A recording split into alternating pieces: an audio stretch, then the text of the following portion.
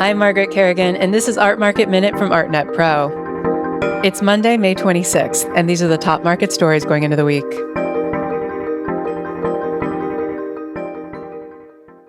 Rumors have been swirling, and now it's official. Art Basel is launching a new fair in Doha in February 2026, marking its fifth global edition and a strategic expansion into the Gulf region.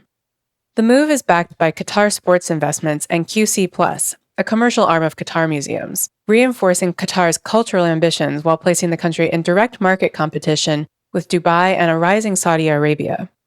This debut comes at a moment when more established art markets, like the US, Europe, and China, have contracted sharply in the last couple of years, pushing major players to scout new terrain.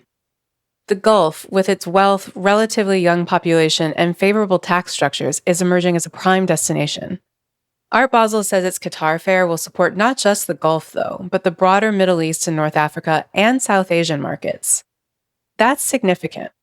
South Asian collectors have long been loyal to Art Dubai, and their numbers and spending power are rising.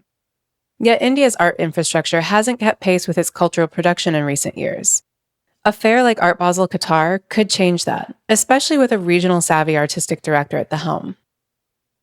Qatar is also making big bets on international cultural prestige, from major museum developments to its upcoming Venice Biennale Pavilion, the first new national pavilion in the Giardini in 30 years.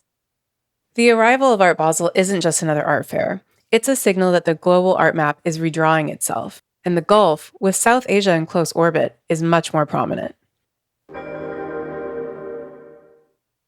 The storied collection of old masterworks amassed by collectors Thomas A. Saunders III and his wife Jordan realized $64.7 million when it hit the block at Sotheby's on May 21st. The total comes in under the pre-sale low estimate, and the sell-through rate only managed 63%, but it's still the most valuable trove of old masters ever to be sold in a single auction.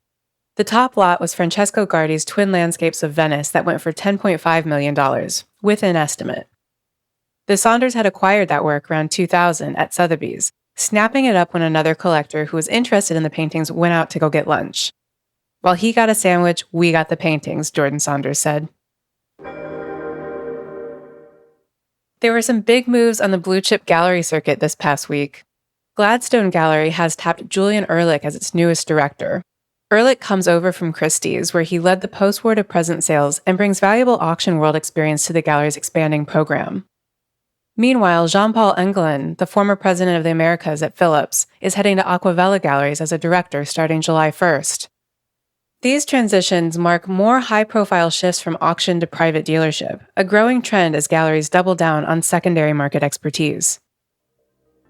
That's it for this week. You can get more details on these stories on news.artnet.com. Make sure to subscribe on Apple Podcasts or Spotify or wherever else you get your podcasts to stay up to date on the latest news in the art market. And please also take a minute to rate and review us to help others discover what we're doing. Please also tell your friends about us. Art Market Minute is produced by Sonia Manalili and me, Margaret Kerrigan. Thanks for listening, and we'll see you next week.